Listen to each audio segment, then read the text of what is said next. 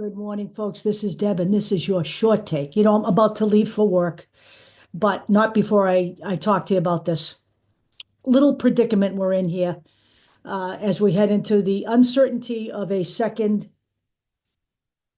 regime of the Orange Blob. So, Dr. Jerome Adams, who actually served as Donald Trump's first uh, Surgeon General, has come out and stated that Trump's choices to head our uh, healthcare in America could literally cost us lives. And I could not agree more.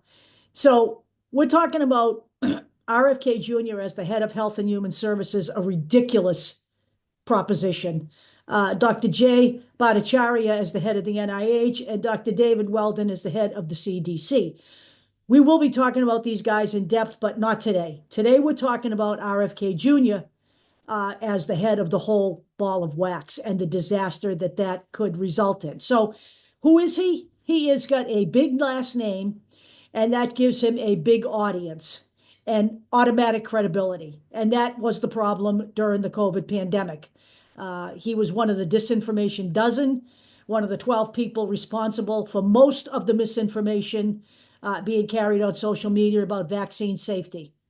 And he has already impacted American healthcare. There has been a dip, not only in the United States, of people who vaccinate their children, but globally. So we've already seen 16 measles outbreaks in the United States. And globally, measles outbreaks, measles cases have increased by 20% to 10.3 million. This is a disease that we had literally eradicated with 2 vaccine shots. Okay, that's all it is. It is not an every year shot. It's 2 vaccine shots when your children are young.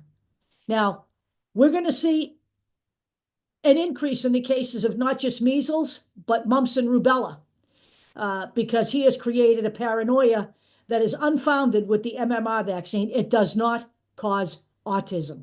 Okay, that has been studied. That has been debunked. And that was the result of completely manipulated data by a gentleman named Andrew Wakefield, who was stripped of his medical license in Britain and became a hero here in the United States. Go figure, because Americans love misinformation and conspiracy theories. There's no denying it. We're ripe for that shit.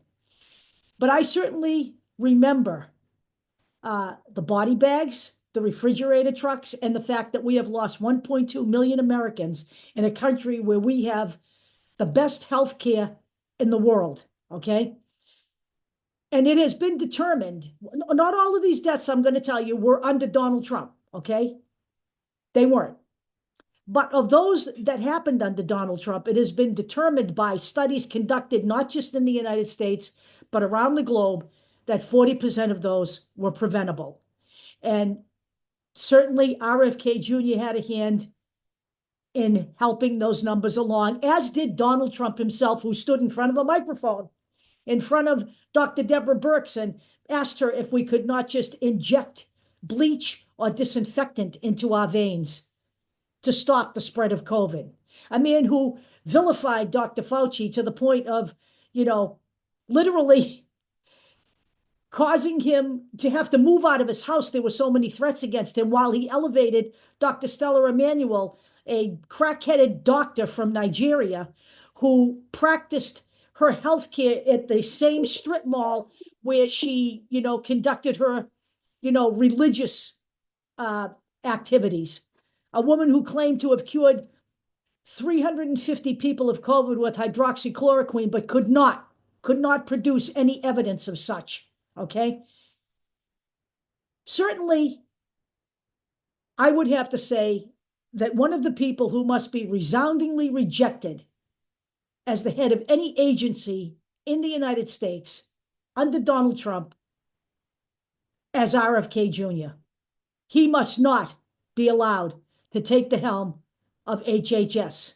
His own family, when he decided to run for the presidency, considered that a disaster. They consider this a disaster as well. a man who tried to paint JFK as an anti-vaxxer when he was anything but an anti-vaxxer. So where are we in America today? We've already seen a drop in the number of people who vaccinate their children. Okay, we've had 16 outbreaks of measles in the United States. Globally, 10.3 million cases. And Dr. Adams has stated that if we lose another 5% of the American people to vaccine misinformation, we will see large outbreaks of measles across the United States. And as for herd immunity, let's address that because Dr. Jay Bhattacharya is a believer in herd immunity. Okay, he does not believe in lockdowns during a pandemic. But let me just explain something to you. Okay, this is how herd immunity works. In order for herd immunity to happen, 95% of the population has to be vaccinated. It is not just you throw a bunch of people in a bucket, they catch it, they spread it, we all build up immunity to it, and everything's grand and glorious. That's not how it works. Herd immunity only works when 95% of the people are vaccinated. Just a little bit of science to a country that no longer believes in science. So my word to all of you folks is this. RFK Jr. must not be approved as the head of Health and Human Services. You need to call your representatives and your senators right now and start putting that bug in their ear. And I don't want to hear that my Congress people and my senators are Republicans and they won't return the call. They don't need to return your call, okay? Very few do. They don't have time. But if you flood their office with calls and you leave them messages, they will pay attention. We need to start doing this stuff now. I'm urging everyone, get on your phone, call your legislators, and let them know that RFK Jr. is unfit to head the nation's healthcare. This is a disaster in the making. I will talk to you all later.